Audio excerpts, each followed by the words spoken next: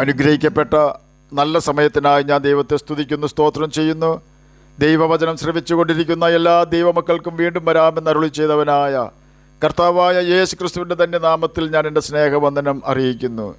ഇന്നത്തെ അല്പസമയത്തെ ചിന്തയ്ക്കായി 16-ാം സങ്കീർത്തനം 8-ാം വാക്യം നമുക്ക് വായിക്കാം. ഞാൻ യഹോവയെ എപ്പോഴും എൻ്റെ മുമ്പിൽ വെച്ചിരിക്കുന്നു, അവൻ എൻ്റെ വലത്തുഭാഗത്തുള്ളത് കൊണ്ട് ഞാൻ കുലുങ്ങിപ്പോകുകയില്ല. അനുഗ്രഹിക്കപ്പെട്ട ഒരു വേദവാക്യമാണ് നാം കേട്ടത്. ക്രിസ്ത്യൻ സ്റ്റാൻഡേർഡ് ബൈബിൾ വേർഷനിൽ I always let the Lord guide me because he is at my right hand, I will not be shaken എന്നും, ദ ന്യൂ ലിവിംഗ് ട്രാൻസ്ലേഷനിൽ I know the Lord is always with me, I will not be shaken for he is right beside me എന്നുമാണ് 16-ാം സങ്കീർത്തനം 8-ാം വാക്യം രേഖപ്പെടുത്തിയിരിക്കുന്നത്. ഈ രണ്ട് തർജ്ജമകളും കൂട്ടിവെച്ച് വായിച്ചാൽ യഹോവയെ എൻ്റെ കർത്താവായി എന്നെ കൺട്രോൾ ചെയ്യുവാൻ എപ്പോഴും ഞാൻ അനുവദിക്കുകയും അവൻ്റെ കൽപ്പനകൾ അനുസരിച്ച് മാത്രം ഞാൻ ജീവിക്കുകയും ചെയ്യുന്നതിനാൽ അവൻ എന്നോടുകൂടെ വസിക്കുകയും എൻ്റെ വലങ്കരത്തിൽ അവൻ പിടിച്ച് ഞാൻ വീഴാതെ വണ്ണം എന്നെ കാക്കുകയും ചെയ്യുന്നു എന്നർത്ഥം കൊടുത്താൽ തെറ്റില്ല. യോഹന്നാൻ എഴുതിയ സുവിശേഷം 10-ാം അധ്യായം 26 മുതൽ 28 വരെയുള്ള വാക്യങ്ങളിൽ ഇപ്രകാരം രേഖപ്പെടുത്തിയിരിക്കുന്നു: എൻ്റെ ആടുകൾ എൻ്റെ ശബ്ദം കേൾക്കുന്നു, ഞാൻ അവയെ അറിയുകയും അവ എന്നെ അനുഗമിക്കുകയും ചെയ്യുന്നു. ഞാൻ അവയ്ക്ക് നിത്യജീവൻ കൊടുക്കുന്നു, അവ ഒരു നാളും നശിച്ചു പോകുകയില്ല, ആരും അവയെ എൻ്റെ കയ്യിൽ നിന്ന് പിടിച്ച് പറിക്കുകയുമില്ല. ഇവിടെ എൻ്റെ ആടുകൾ എൻ്റെ ശബ്ദം കേൾക്കുന്നു എന്ന് പറഞ്ഞാൽ യേശുവിൻ്റെ മനുഷ്യരായ ആടുകൾ യേശുവിൻ്റെ കൽപ്പനകൾ അനുസരിച്ച് അവനെ സ്നേഹിക്കുന്നു എന്ന് അർത്ഥം. യോഹന്നാൻ എഴുതിയ സുവിശേഷം 14-ാം അധ്യായം 23-ാം വാക്യത്തിൽ യേശു അവനോട്, എന്നെ സ്നേഹിക്കുന്നവൻ എൻ്റെ വചനം പ്രമാണിക്കും, എൻ്റെ പിതാവ് അവനെ സ്നേഹിക്കും, ഞങ്ങൾ അവൻ്റെ അടുക്കൽ വന്ന് അവനോട് കൂടെ വാസം ചെയ്യും എന്ന് രേഖപ്പെടുത്തിയിരിക്കുന്നു. ഒരുത്തൻ ദൈവത്തെ സ്നേഹിക്കുന്നു എങ്കിലോ അവനെ ദൈവം അറിഞ്ഞിരിക്കുന്നു എന്ന് 1 കൊരിന്ത്യർക്ക് എഴുതിയ ലേഖനം 8-ാം അധ്യായം 3-ാം വാക്യത്തിൽ രേഖപ്പെടുത്തിയിരിക്കുന്നു. ചുരുക്കി പറഞ്ഞാൽ 16-ാം സങ്കീർത്തനം 8-ാം വാക്യത്തിൽ സങ്കീർത്തനക്കാരൻ പറയുകയാണ്, ഞാൻ യഹോവയെ അവൻ്റെ കൽപ്പനകൾ അനുസരിച്ചുകൊണ്ട് സ്നേഹിക്കുന്നതിനാൽ അവൻ എന്നോടുകൂടെ വസിക്കുകയും ഞാൻ ഒരു നാൾ നശിച്ചു പോകുവാൻ സമ്മതിക്കാതെ എന്നെ സംരക്ഷിക്കുകയും എനിക്ക് നിത്യജീവൻ നൽകുകയും ചെയ്യുന്നു.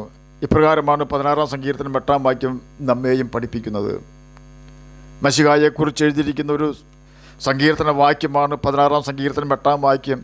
ധനികനായ ഒരു മനുഷ്യൻ തൻ്റെ സമ്പത്ത് ആരെങ്കിലും മോഷ്ടിച്ചാലോ എന്ന ഭയത്താൽ രാത്രി ഉറക്കം വരാതെ ഭയത്തോടെ ഇരിക്കുകയും നേരം വെളുത്താൽ സമാധാനത്തോടെ കിടന്നുറങ്ങുകയും ചെയ്യുക പതിവായിരുന്നു. രാത്രിയിൽ അയാൾ കേൾക്കുന്ന ചെറിയ ഒരു ശബ്ദമാണെങ്കിലും അങ്ങോട്ട് ടോർച്ചടിച്ച് കള്ളനല്ല എന്ന് ഉറപ്പ് വരുത്തിയിട്ടേ അദ്ദേഹം വിശ്രമിക്കുമായിരുന്നുള്ളൂ. നാളുകളായി ഈ ധനികൻ്റെ സ്വഭാവം ഇതായിരുന്നു. ഇതിൽ ദേഷ്യം വന്ന തൻ്റെ ഭാര്യ ആ വ്യക്തിയോട് പറഞ്ഞു, തൊട്ടടുത്ത് ഓല വീട്ടിൽ കിടന്നുറങ്ങുന്ന പാവപ്പെട്ടവനെ ചൂണ്ടിക്കാണിച്ചുകൊണ്ട് ആ ദരിദ്രൻ എത്ര സുഖമായാണ് തൻ്റെ കൊച്ചുകുടിലിൽ കിടന്നുറങ്ങുന്നത്, അതും വീടിൻ്റെ വരാന്തയിൽ. ഒരു പേടിയുമില്ലാതെ അയാൾ കിടന്നുറങ്ങുന്നു, നിങ്ങൾക്കെപ്പോഴും പേടിയാണ് എന്ന് പറഞ്ഞ് ദേഷ്യപ്പെട്ടു. ആ ധനവാൻ തൻ്റെ ഭാര്യയോട് പറഞ്ഞു, നീ നോക്കിക്കൊള്ളുക, നാളെ രാത്രി അവൻ സമാധാനത്തോടെ കിടന്നുറങ്ങുകയില്ല. നേരം വെളുത്തപ്പോൾ ധനികനായ വ്യക്തി ആ ദരിദ്രനെ വിളിച്ച് അല്പം പണം കൊടുത്തു, നീ ഇത് സൂക്ഷിച്ചു വച്ചേക്കണം, കള്ളന്മാരുള്ള ഏരിയയാണ്. ആ ദരിദ്രൻ വീട്ടിൽ പോയി. രാത്രിയായപ്പോൾ തൻ്റെ പണം എവിടെ വെക്കണമെന്നറിയാതെ ദരിദ്രൻ ചുറ്റി നടക്കുകയാണ്. എവിടെ വെച്ചാലും തൻ്റെ പണം ആരെങ്കിലും അപഹരിക്കും എന്ന ചിന്ത ദരിദ്രൻ്റെ ഹൃദയത്തിൽ കയറിക്കൂടി. ആ പണം കയ്യിൽ തന്നെ വെച്ച് ഉറങ്ങാതെ നേരം വിളിപ്പിച്ചു. ധനികൻ തൻ്റെ ഭാര്യയെ വിളിച്ച് ദരിദ്രൻ്റെ ഇപ്പോഴത്തെ അവസ്ഥ കാണിച്ചു കൊടുത്തു. ദരിദ്രൻ്റെ ഉറക്കം കളഞ്ഞത് ധനവാൻ കൊടുത്ത അല്പം പണമായിരുന്നു.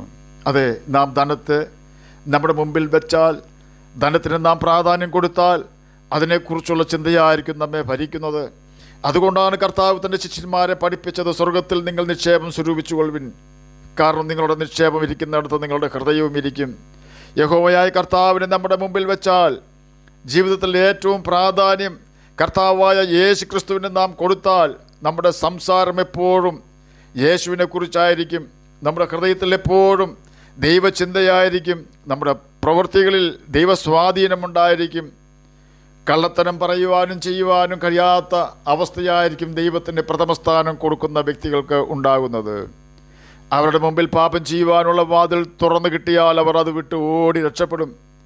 നല്ലൊരു യൗവനക്കാരനെക്കുറിച്ച് ഞാൻ കേട്ടിട്ടുള്ളത് ഇപ്രകാരമാണ്: നല്ല ശമ്പളമുള്ള ജോലി പട്ടണത്തിലെ വലിയ ഒരു കമ്പനിയിൽ അദ്ദേഹത്തിന് ലഭിച്ചു. കമ്പനി തന്നെ മനോഹരമായ ഒരു ബംഗ്ലാവ് അദ്ദേഹത്തിന് താമസിക്കുവാൻ കൊടുത്തു. കമ്പനി കാറും സൗകര്യങ്ങളും എല്ലാം ഉണ്ട്. സന്തോഷത്തോടെ താൻ ആ കമ്പനിയിൽ മാനേജരായി ജോലി ചെയ്തുകൊണ്ടിരുന്നു. പെട്ടെന്നായിരുന്നു കാര്യങ്ങളെല്ലാം തകിടം മറിഞ്ഞത്. ഒരു ദിവസം തൻ്റെ മാനേജിംഗ് ഡയറക്ടർ തന്നെ ഓഫീസിലേക്ക് വിളിച്ചു.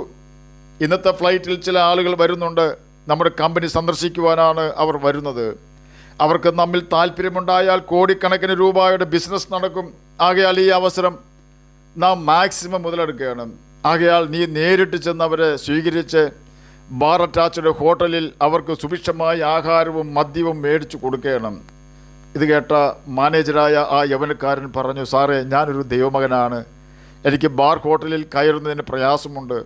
അത് വചനവിരുദ്ധമാണ്. മറ്റുള്ളവരെ കൊണ്ട് ഞാൻ അറിഞ്ഞുകൊണ്ട് പാപം ചെയ്യിക്കുന്നതിന് തുല്യമാണത്. ദയവായി എന്നെ ഈ പ്രതിസന്ധിയിൽ നിന്ന് രക്ഷിക്കുകയാണ്. ഇത് കേട്ട മാനേജിംഗ് ഡയറക്ടർ പറഞ്ഞത് പ്രകാരമാണ്. വലിയ സൗകര്യങ്ങളും ശമ്പളവും തന്ന് താങ്കളെ ഞാൻ ജോലിക്ക് നിർത്തിയത് ഞാൻ പറയുന്നത് അനുസരിക്കുവാനാണ്. നിൻ്റെ ജോലി നിനക്ക് വേണമെങ്കിൽ ഞാൻ പറയുന്നത് നീ അനുസരിച്ച് ഒക്കൂ. ആ യൗവനക്കാരൻ ആ ജോലി രാജിവെച്ചു. പട്ടണത്തിൽ തന്നെ ഒരു കൊച്ചു ജോലി ചെയ്ത് ജീവിക്കുവാൻ തുടങ്ങി. തൻ്റെ ഭാര്യയ്ക്കത് സഹിക്കുവാൻ കഴിഞ്ഞില്ല. എന്നാൽ യഹോവയ്ക്ക് തൻ്റെ ജീവിതത്തിൽ പ്രഥമ സ്ഥാനം കൊടുത്തിരുന്ന ആ യൗവനക്കാരനെ തൻ്റെ ജോലി സംരക്ഷിക്കുന്നതിനേക്കാൾ വലുത് തൻ്റെ കർത്താവ് അപമാനിക്കപ്പെടാതിരിക്കുന്നതിൽ ആണ്. യഹോവയെ എപ്പോഴും മുമ്പിൽ വച്ചിരിക്കുന്ന വ്യക്തിക്ക് തീരുമാനങ്ങൾ എടുക്കണമെങ്കിൽ അത് യഹോവയുടെ ആലോചനയ്ക്ക് ഒത്തുപോകുന്ന തീരുമാനങ്ങളെ എടുക്കുവാൻ സാധിക്കുകയുള്ളൂ. യഹോവയെ എപ്പോഴും മുമ്പിൽ വെച്ചാൽ എല്ലാ മേഖലകളിലും നാം വിശ്വസ്തത പുലർത്തും. ഇക്കാരണം യഹോവ നോക്കുന്നത് വിശ്വസ്തന്മാരെയാണ്. അത്യല്പത്തിൽ ചെറിയ കാര്യങ്ങളിൽ പോലും വിശ്വസ്തരെയാണ് ദൈവം നോക്കുന്നത്. ക്ഷമയുടെ കാര്യത്തിൽ നാം സകലരോടും ക്ഷമിക്കും. പ്രാർത്ഥനയുടെ കാര്യത്തിൽ ദൈവസന്നിധിയിൽ ചെലവഴിക്കുവാൻ നമ്മുടെ തിരക്കേറിയ സമയത്ത് പോലും ധാരാളം സമയം മാറ്റിവെക്കും. ആരോഗ്യമുണ്ടെങ്കിലല്ലേ ജോലി ചെയ്യുവാൻ നമുക്ക് സാധിക്കൂ. ആകയാൽ കർത്താവിന് കൊടുക്കേണ്ട സമയം നാം വ്യർത്ഥ കാര്യങ്ങളിൽ കളയാതെ കർത്താവിന് തന്നെ കൊടുക്കും. സംതൃപ്തിയുള്ള ജീവിതം നയിക്കുവാൻ യഹോവയെ നമ്മുടെ മുമ്പിൽ വെച്ചാൽ സാധിക്കും. ഒരു സമ്പത്തുമില്ലാത്ത വൃദ്ധയായ ഒരു വിധവ, വായിൽ ആകെ 2 പല്ലേ ഉള്ളൂ, വളരെ സന്തോഷത്തോടെ ജീവിക്കുന്നു. കാരണം കർത്താവ് ആ മാതാവിൻ്റെ സ്നേഹിതനാണ്. അനാഥയായ ആ മാതാവ് യേശുവിൽ ആശ്രയിക്കുന്നു. തൻ്റെ ജീവിതത്തിൻ്റെ പ്രധാന ഭാഗം കർത്താവിനെ ഏൽപ്പിച്ചിരിക്കുന്നു. യഹോവയ്ക്ക് നമ്മുടെ ജീവിതത്തിൽ പ്രഥമ സ്ഥാനം കൊടുത്താൽ പരീക്ഷ വരുമ്പോൾ നമ്മുടെ ഹൃദയത്തെ അവൻ കാക്കും. ലോകത്തിൽ നിന്നും സാത്താനിൽ നിന്നും രക്ഷപ്പെടുവാൻ നമുക്ക് ശക്തി തരും. വിശുദ്ധിയുടെ കാര്യത്തിലാണെങ്കിൽ നാം യഹോവയ്ക്ക് പ്രഥമ സ്ഥാനം കൊടുത്താൽ അശുദ്ധി കാണുന്നത് പോലും നമുക്ക് വെറുപ്പായിരിക്കും. കർത്താവാണ് നമ്മെ ഗൈഡ് ചെയ്യുന്നത്. അനുസരണത്തിൻ്റെ കാര്യത്തിൽ അല്പം പോലും നമുക്ക് പ്രയാസം നേരിടുകയില്ല. നാം കർത്താവിനെ അനുസരിക്കും. കർത്താവ് നമുക്ക് അതിനുള്ള കൃപ തരും. വചനം നമുക്ക് മനസ്സിലാകുന്നില്ലെങ്കിൽ നമ്മുടെ ബുദ്ധിയെ അവൻ തുറക്കും. ജീവിക്കുന്നതിന് സന്തോഷവും സമാധാനവും മരണത്തെക്കുറിച്ചുള്ള ഭയമില്ലാതിരിക്കുന്ന അവസ്ഥയും കർത്താവ് നമുക്ക് തരും. സമ്പത്ത് വന്നാൽ നാം അതിൽ ആശ്രയിക്കുകയില്ല. ദൈവം ആഗ്രഹിക്കുന്ന വിധത്തിൽ നാം അത് ചിലവഴിക്കും. ആവശ്യമില്ലാത്ത ആർഭാടം ഒഴിവാക്കി ദൈവരാജ്യത്തിൻ്റെ കെട്ടുപണിക്ക് പ്രാധാന്യം കൊടുത്ത് ധനവിനിയോഗം നടത്തുവാൻ യഹോവയ്ക്ക് നമ്മുടെ ജീവിതത്തിൽ പ്രഥമസ്ഥാനം കൊടുക്കണം. ദുരാരോപണം വരുമ്പോൾ നാം ദൈവത്തിൽ ആശ്രയിക്കുകയും സമ്പത്ത് വർദ്ധിച്ചാൽ അത് വർദ്ധിപ്പിച്ചവനെ ഓർത്ത് അനുസരിക്കുകയും ചെയ്യും. ന്യായവിധി സമയത്ത് നമുക്ക് നല്ല ധൈര്യമുണ്ടാകും. കാരണം ഇന്ന് നമ്മുടെ നിയന്ത്രണം നാം ഏൽപ്പിച്ചവനായ കർത്താവാണ് അന്ന് ന്യായാധിപനായി വരുന്നത്. അവൻ അന്നും നല്ല സ്നേഹിതനായി തന്നെ നമ്മുടെ കൂടെ ഉണ്ടാകും. അതുകൊണ്ട് യഹോവയെ എപ്പോഴും നമ്മുടെ മുമ്പിൽ വയ്ക്കാം. ഒന്നുകൂടി വ്യക്തമായി പറഞ്ഞാൽ നമ്മുടെ ജീവിതത്തിൽ യേശുവിന് പ്രഥമ സ്ഥാനം കൊടുക്കാം. എവിടെ പോയാലും എങ്ങനെ ജീവിച്ചാലും യേശുവിൻ്റെ ഗൈഡൻസ് അനുസരിച്ച് മാത്രം യാത്ര ചെയ്യാം. എന്നാൽ യേശു നമ്മുടെ യാത്ര സഫലമാക്കും, സുരക്ഷിതമാക്കും. സന്തോഷമായും സമാധാനമായും ഈ ഭൂമിയിൽ ദൈവഭയത്തോടെ ജീവിക്കുവാനും വരുംകാല നിത്യതയിൽ കർത്താവിനോട് കൂടെ ജീവിക്കുവാനും കർത്താവ് നമ്മെ സഹായിക്കും. ആകയാൽ നമുക്ക് കർത്താവിൻ്റെ കൽപ്പനകൾ അനുസരിച്ചുകൊണ്ട് അവനെ സ്നേഹിക്കുകയും നിത്യജീവനാവകാശികളായി തീരുകയും ചെയ്യാം. അതിന് കർത്താവ് നമ്മെ സഹായിക്കട്ടെ എന്ന് പ്രാർത്ഥിച്ചുകൊണ്ട് ഞാൻ എൻ്റെ വാക്കുകളിൽ നിന്ന് വിരമിക്കുന്നു. നമുക്ക് പ്രാർത്ഥിക്കാം. ഞങ്ങളെ സ്നേഹിക്കുന്ന സ്വർഗീയ പിതാവേ, നല്ല വചനത്തിനായി അങ്ങയെ സ്തുതിക്കുന്നു, സ്തോത്രം ചെയ്യുന്നു.